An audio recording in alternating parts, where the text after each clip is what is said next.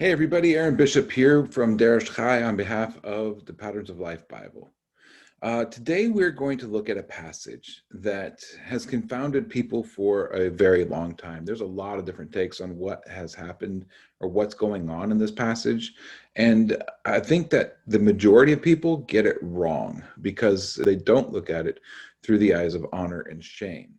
They look at it through eyes of guilt and innocence. And when you're looking at a passage through guilt and innocence eyes, you're going to miss some of what the passage says.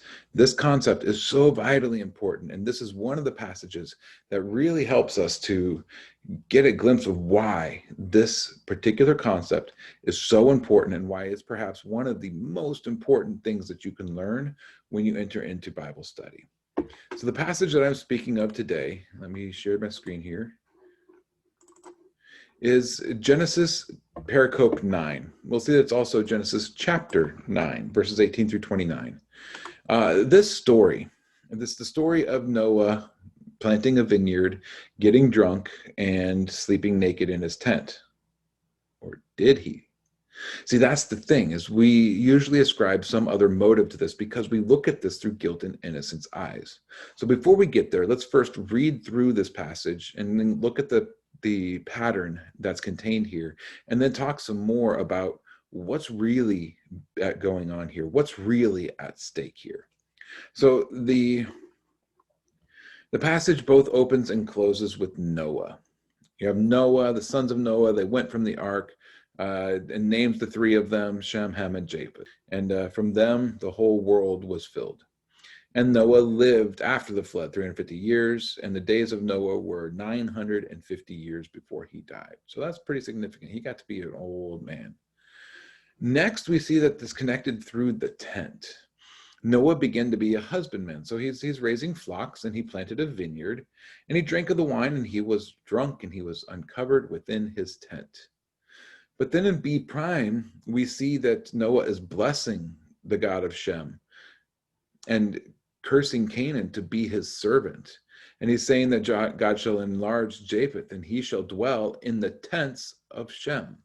So this idea of a tent, at this time in history, tents were, I would assume, a pretty big deal. They didn't have houses. The flood had just come through and wiped everything out. All they had were some tents that they'd put up. And so this is like saying that may his house be enlarged. But the language of the day was tents, so may his tent be enlarged. But it was also in his tent where this dastardly thing occurred. What is that dastardly thing, you ask? That's what everyone asks, and I think it's that question that misses the point. Continuing on in C, in Ham, the father of Canaan, he saw the nakedness of his father, and he told his two brethren without. So outside of the tent, his brothers are there.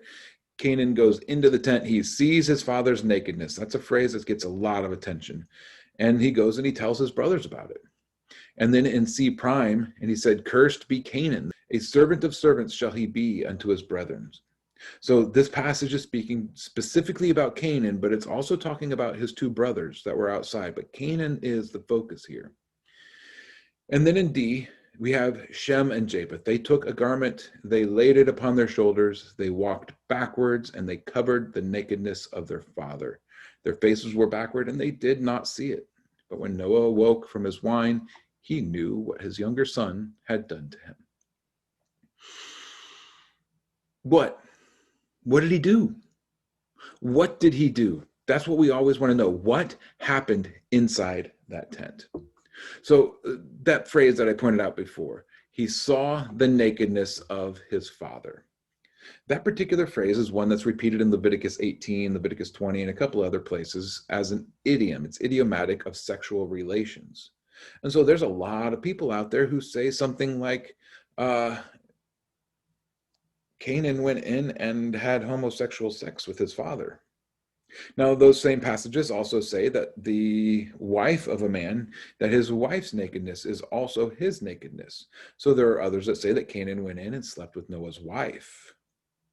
Interesting. Then there are others who say that Noah was in a trance-like state. And this is an idiom for he was vulnerable while in a trance-like state talking to God.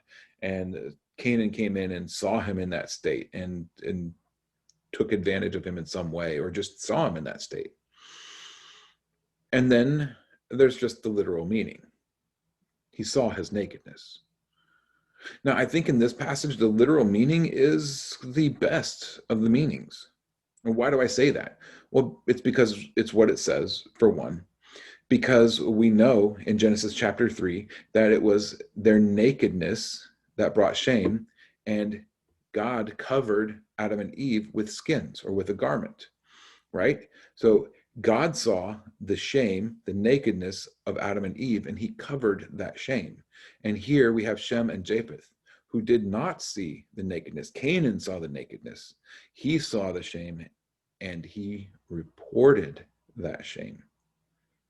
You see, what we're dealing here is that with this honor and shame culture, where if we look at this through guilt and innocence eyes, we're going to end up with all sorts of weird theories about what happened to Noah inside the tent. Well, the fact of the matter is the narrative keeps us outside of the tent. We aren't to know Noah's shame. We aren't to know what his shame was if it goes beyond just him being naked. We're not told. It's not specific, and I think that's purposeful. Because the moment we start saying, what happened in the tent? What was it that happened to Noah? We become like Canaan, who wants to share Noah's shame with his brothers. It's gossip. This entire passage is about gossip. It's seeing, witnessing the shame of someone, and then using that shame to elevate yourself. We see this in other places in scripture. We see this in a lot of other stories where someone's shame is witnessed, where their faults or their failing is witnessed. And others will then go and tell of that shame to elevate themselves and to lower the honor of the person that they're talking about. This passage is not about homosexual sex. It's not about incest with his mother. This passage is about sharing the shame of others and about how that's not a good thing. Instead, what does God do when he witnessed the shame of Adam and Eve? He covered their shame. He covered their shame so that it could not be seen by others.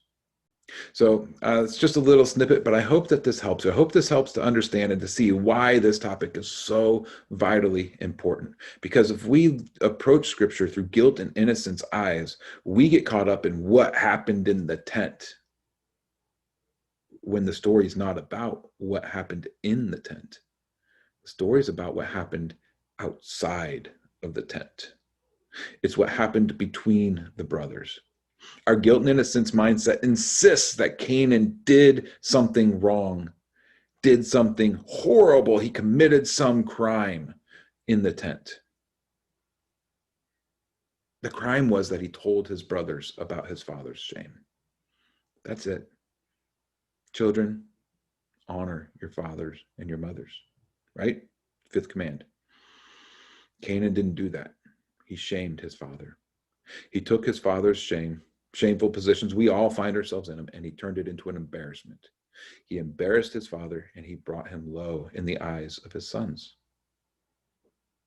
So that is what this story is about. Don't go trying to track down the wrong things. And that's why it's so important we understand honor and shame. And that's one of the things that viewing the Bible in this way can help us to see and understand. Because the pattern is what happened to Noah. But guess what's not in the center of that pattern? What's not in the center of that pattern is what Canaan did inside the tent. What happened in the center is what his brothers did to cover the shame. I hope this blesses you, and I'll see you next time. Shalom.